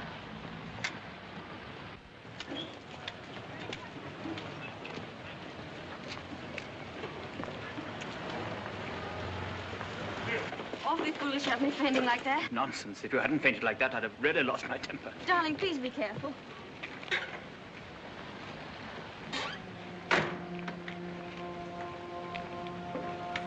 Darling, wait here a few moments. I'll see if I can find old Frank. Of course, darling. Don't worry about me. I'll be all right. Sure. Here. I spotted this. Do you good? Thank you. Are you all right? Yes, of course. Won't be long. Right you are. Hello. And how does the bride find herself today? I say, marriage with Max is not exactly a bed of roses, is it? I think you better go before Maxim gets back. Oh, jealous, is he? Well, I can't say I blame him. But you don't think I'm the big bad wolf, do you?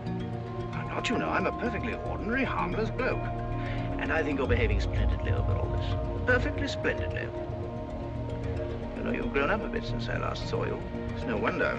What do you want, fellow? Oh, hello, Max. Things are going pretty well for you, aren't they? Better than you ever expected. I was rather worried about you at first. That's why I came down to the inquest. Well, I'm touched by your solicitude, but if you don't mind, we'd rather like to have our lunch. Lunch? I say, what a jolly idea. Rather like a picnic, isn't it? Oh, I'm so sorry. Do you mind if I put this there? You know, Max, old boy, I really think I ought to talk things over with you. Talk what things over? Well, those holes in the planking, for one thing. Those holes that were drilled from the inside. Oh, Mullen. Yes, sir? Would you like a good fellow have my car filled with petrol? It's almost empty. Very good, sir. And Mullen, close the door, will you? Yes, sir. Does this bother you?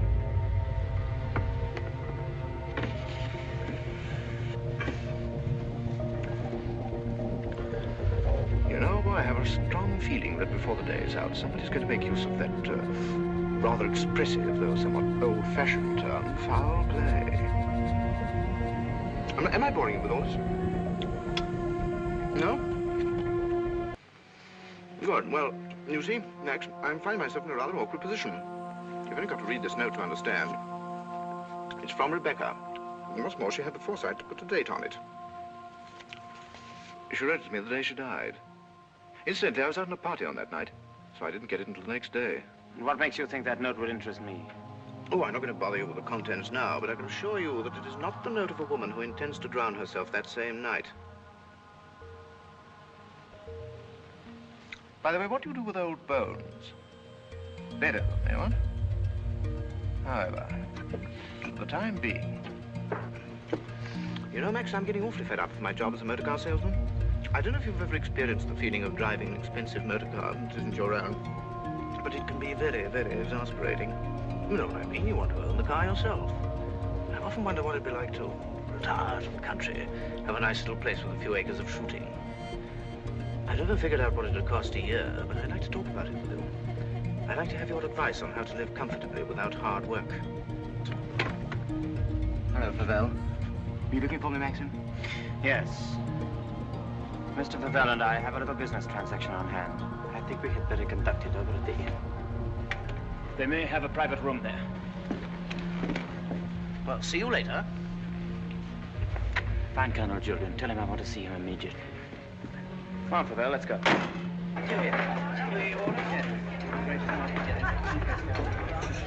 Have you a private room, please? Of course, sir. Through that. Hope this will do, Mr. de Winter. Oh, splendid. Splendid. Exactly like the Ritz.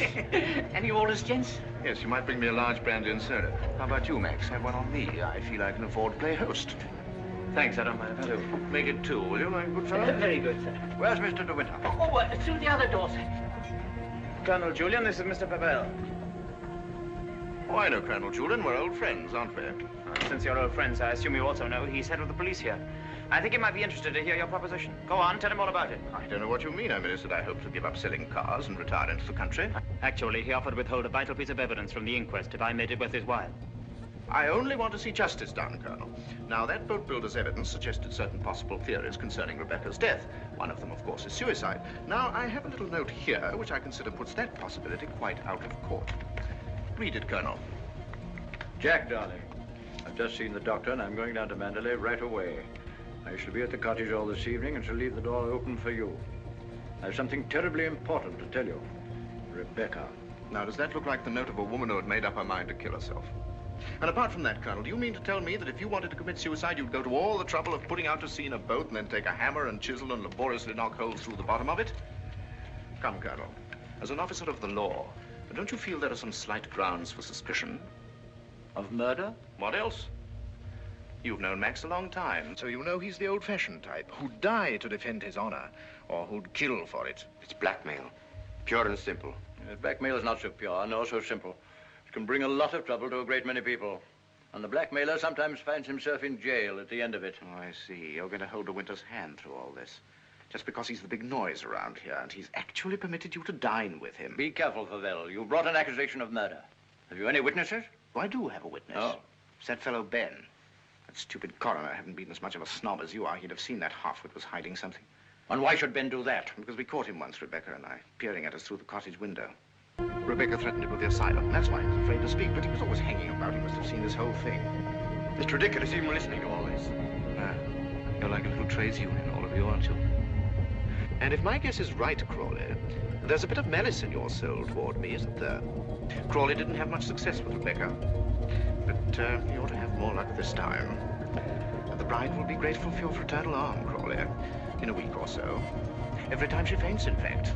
Go wake up! Maxim, please! That temper of yours will do you in yet, Max. Oh, excuse me, gentlemen. Now, is there anything else? Yes. You might bring Mr. de Winter a sedative. No, nothing at all. Just leave us. Very good. Now, Favell, let's get this business over. As you seem to have worked out the whole thing so carefully, perhaps you can provide us also with a motive. Ah, I knew you were going to bring that up, Colonel.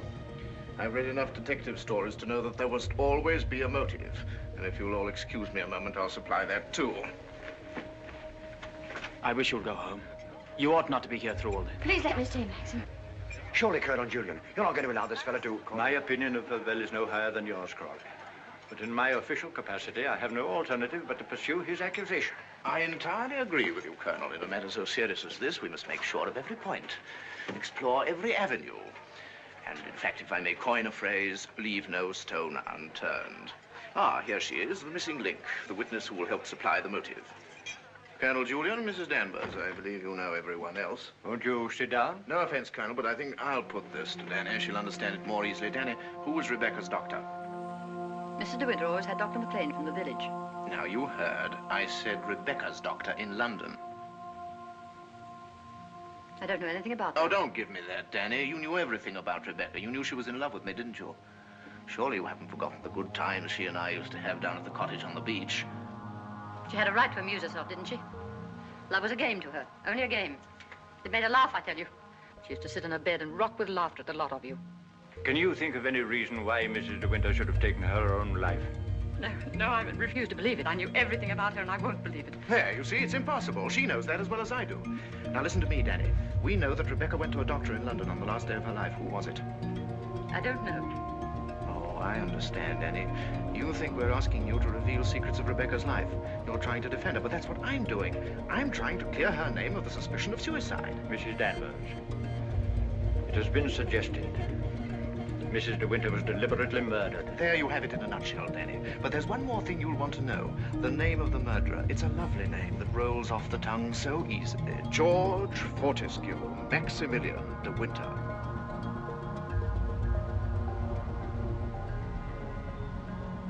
He was a doctor. Mrs. de Winter sometimes went to him privately. She used to go to him even before she was married. We don't want reminiscences, Danny. What was his name?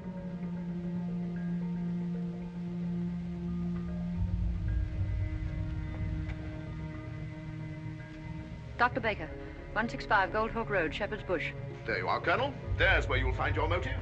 Go and question Dr. Baker. He'll tell you why Rebecca went to him, to confirm the fact that she was going to have a child. A sweet, curly-headed little child. It isn't true. It isn't true.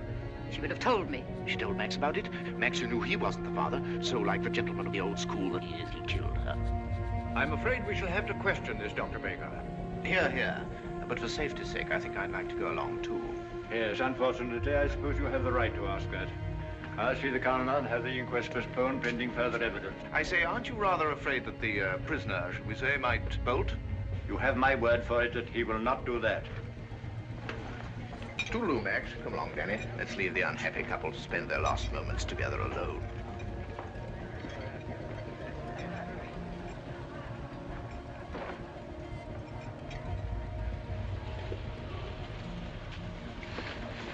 Are you sure you don't want me to go with you, Max? No, darling, it'll be very tiring for you. I'll be back the very first thing in the morning, and I won't even stop to sleep. I'll be waiting for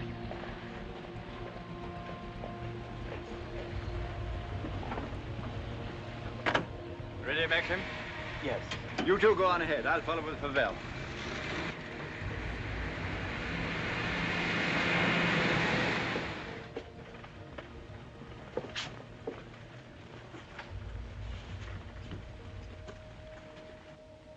Dr. Baker, you may have seen Mr. de Winter's name in the papers recently.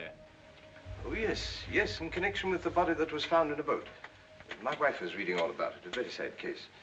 My condolences. No, this is going to take hours. Let me... Don't bother, Favell. I think I can tell Dr. Baker.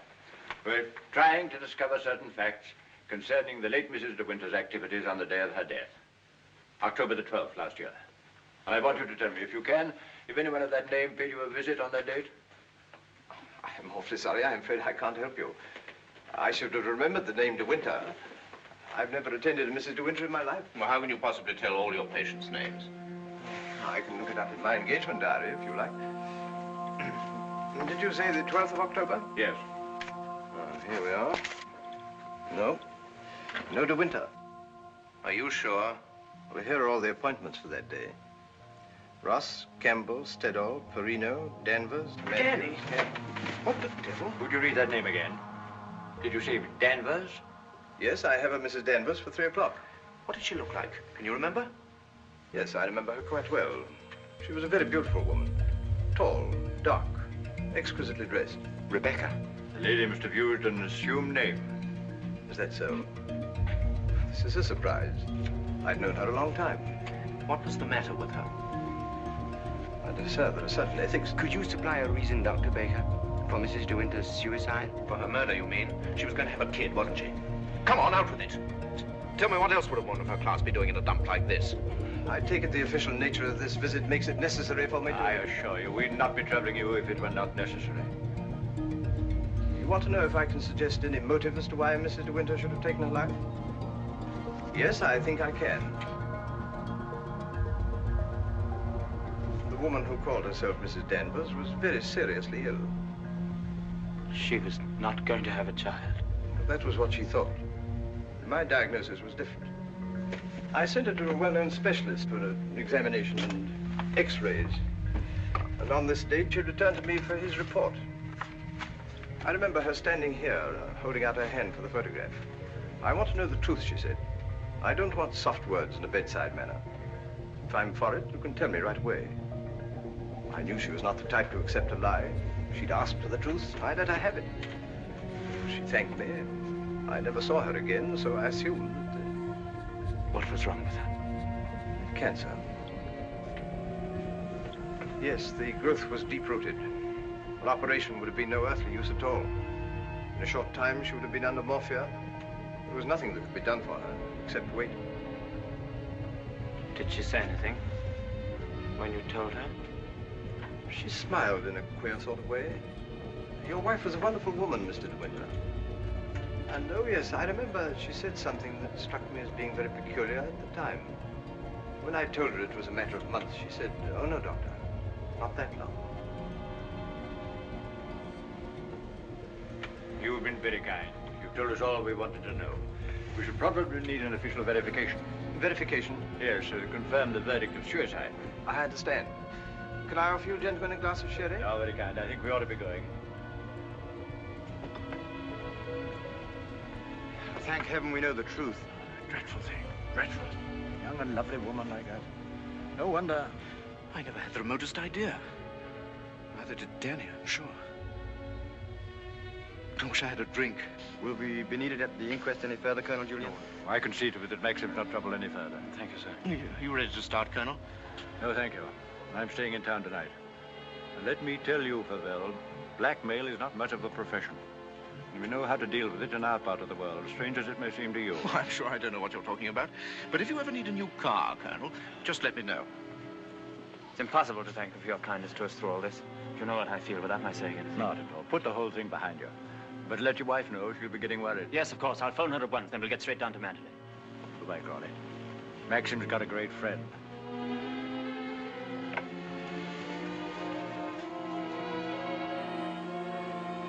Frank. Yes, Maxim? Something you don't know. Oh, no, there isn't.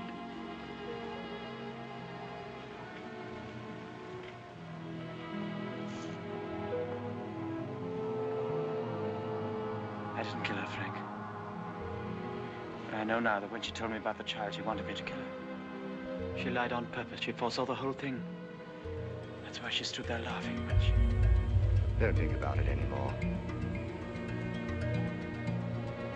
Thank you, Frank. How, Danny? I just wanted to tell you the news. Rebecca held out on both of us. She had cancer.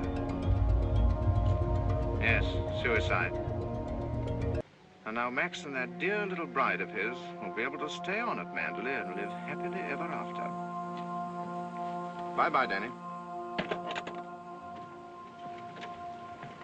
This your car, sir? Yes? Will you be going soon? This isn't a parking place, you know. Oh, isn't it? Well, people are entitled to leave their cars outside if they want to. It's a pity some of you fellows haven't anything better to do. When you phoned, did she say she'd wait up? I asked her to go to bed, but she wouldn't hear of it. I wish I could get some more speed out of this thing. Is something worrying you, Maxim? I can't get over the feeling something's wrong.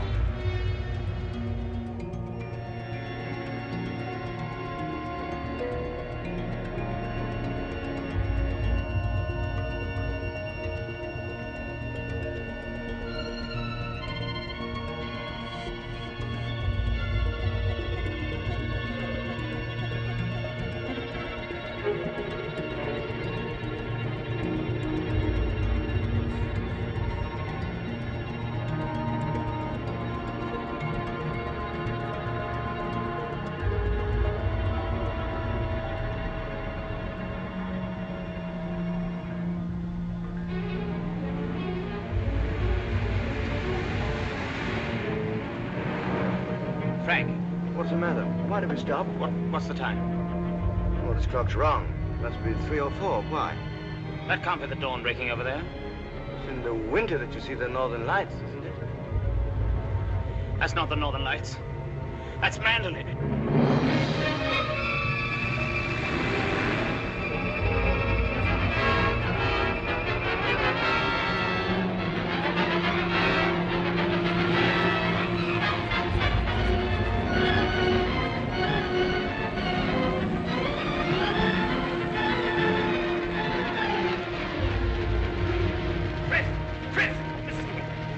I thought I saw us. Where?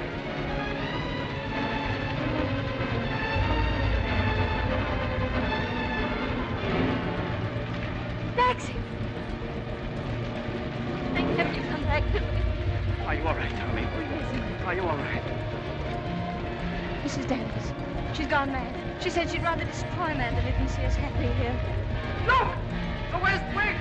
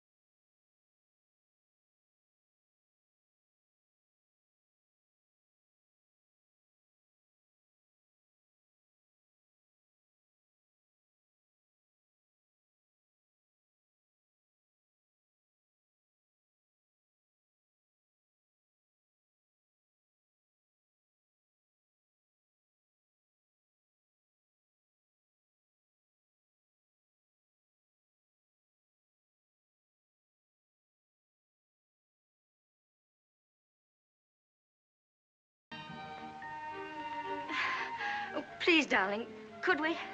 I dreamt I went to Manderley again. It seemed to me I stood by the iron gate leading to the drive. And for a while, I could not enter, for the way was barred to me. Then, like all dreamers, I was possessed of a sudden with supernatural powers and passed like a spirit through the barrier before me. The drive wound away in front of me, twisting and turning as it had always